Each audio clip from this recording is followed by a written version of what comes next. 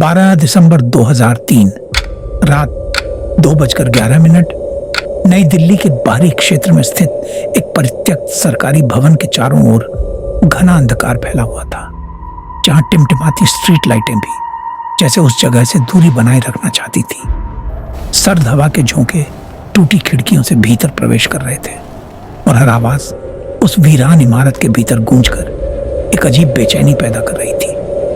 उसी रात उसी इमारत की तीसरी मंजिल पर एक ऐसा खेल शुरू हुआ जिसे बाद में किसी भी आधिकारिक दस्तावेज में पूरी तरह दर्ज नहीं किया गया। सुबह जब सुरक्षा कर्मियों ने इमारत का निरीक्षण किया तो तीसरी मंजिल का एक कमरा खुला पाया गया, जबकि वह वर्षों से सील था।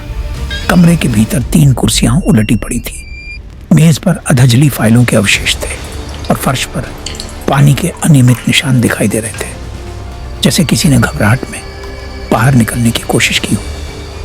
लेकिन सबसे विचित्र तथ्य यह था कि उस कमरे में मौजूद तीनों व्यक्ति बिना किसी संघर्ष के संकेत के अचानक लापता हो चुके थे। कोई जबरन प्रवेश के निशान नहीं, कोई खिड़की टूटी नहीं और कोई भी ऐसा सुराग नहीं जो सामान्य अपराध की ओर इशारा करे। इस मामले की जांच सौंपी गई एसीपी अर्जुन राठौड़ को, जो अपनी तेज समझ और असामान्य मामलों को सुलझाने के लिए जाने जाते थे।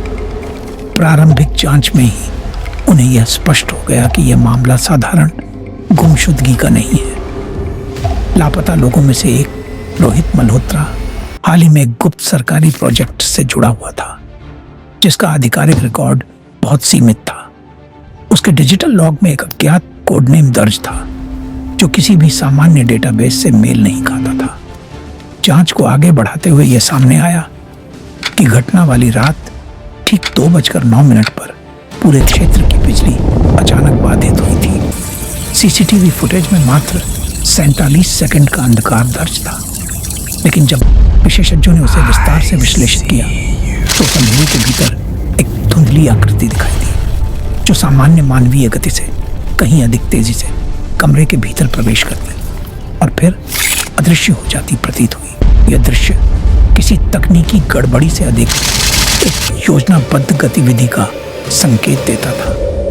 मामले की गंभीरता को देखते हुए खुफिया एजेंसियों को भी शामिल किया गया। कुछ ही घंटों में यह केस एक सीमित जांच से बढ़कर राष्ट्रीय सुरक्षा के दायरे में आ गया।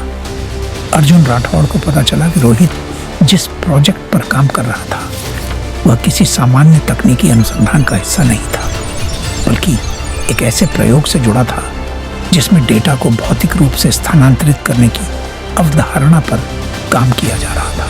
तीसरी मंजिल के उस कमरे की गहन तलाशी के दौरान अर्जुन को फर्श के नीचे एक छिपा हुआ धातु का पैनल मिला, जिसे अत्यंत सावधानी से छुपाया गया था। उस पैनल के भीतर एक छोटा डिजिटल स्टोरेज डिवाइस रखा हुआ था। जब उसे सिस्टम से जोड़ा गया तो उसमें केवल एक ही फाइल दिखाई दी, जिसमें कुछ जटिल कोड, समय रेखाएं और स्थान निर्देशांक दर्ज थे। उन आंकड़ों में एक पैटर्न स्पष्ट रूप से उभर रहा था।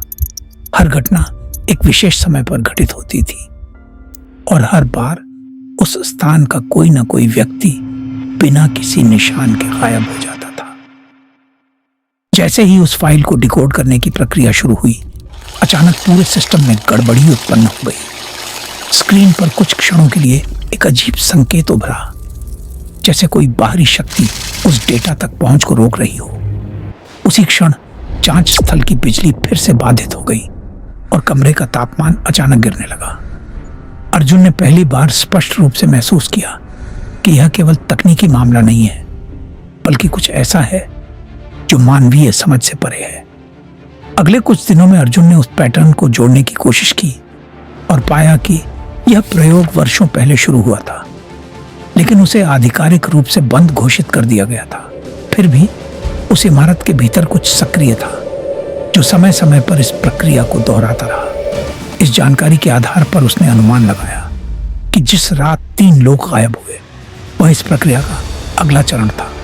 अर्जुन ने अंतिम बार उस कमरे में प्रवेश करने का निर्णय लिया, उसी समय पर जब अगली घटना की संभावना दर्ज थी। रात 2:11 पर जैसे ही घड़ी ने वही समय दोहराया, कमरे के भीतर हवा का दबाव अचानक बदलने लगा। दीवारों पर हल्की कंपन महसूस होने लगी और कुछ ही क्षणों में कमरे के मध्य में एक धुंधली गोलाकार आकृति उभरने लगी जो धीरे धीरे स्पष्ट होती गई। वह किसी दरवाजे की तरह प्रतीत हो रही थी, लेकिन उसका अस्तित्व किसी भी भौतिक नियम से मेल नहीं खाता था। उस क्षण अर्जुन को समझ में आया कि यह प्रोजेक्ट वास्तव में डेटा का नहीं बल्कि वास्तविकता के बीच एक मार्ग बनाने का प्रयास था। लेकिन यह मार्ग स्थिर नहीं था, यह अनियंत्रित था, और जो भी इसके संपर्क में आता वह उसी अज्ञात दिशा में खिंच जाता। कुछ ही सेकंड में वह आकृति तीव्र हो गई और उसके भीतर से वही धुंधली छाया उभरती दिखाई दी जिसे पहले फुटेज में देखा गया था। अर्जुन ने पीछे हटने की कोशिश की, लेकिन उस शक्ति का प्रभाव बढ़ता जा रहा था। तभी उसे एहसास हुआ कि यह केवल एक प्रयोग नहीं बल्कि एक गलती थी जिसे छुपाने के लिए पूरे सिस्टम को चुप कराया गया था। कुछ ही पलों में वह आकृति धीरे धीरे समाप्त हो गई और कमरे में फिर से वही सन्नाटा लौट आया।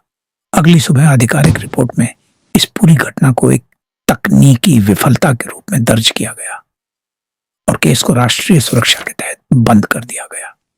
अर्जुन राठौड़ को इस जांच से हटा दिया गया और उस इमारत को स्थायी रूप से सील कर दिया गया। लेकिन अनौपचारिक रिकॉर्ड में एक तथ्य अब भी दर्ज है। उस रात के बाद अर्जुन राठौड़ ने अपनी रिपोर्ट में एक पंक्ति जोड़ी थी जिसमें यह संकेत था कि यह प्रक्रिया पूरी तरह समाप्त नहीं हुई है और यदि यह फिर से सक्रिय होती है तो अगली बार केवल 3 लोग नहीं बल्कि उससे कहीं अधिक लोग बिना किसी निशान के गायब हो सकते हैं। आज भी उस परित्यक्त भवन के आसपास रहने वाले लोग कभी कभी रात के ठीक 2:11 पर एक हल्की सी कंपन महसूस करते हैं, जैसे किसी अदृश्य दरवाजे के फिर से खुलने की आहट। और यह सवाल अब भी अनुत्तरित है कि जो लोग उस रात गायब हुए थे वे कहीं किसी दूसरी वास्तविकता में अब भी मौजूद हैं या फिर हमेशा के लिए उस अंधेरे का हिस्सा बन चुके हैं।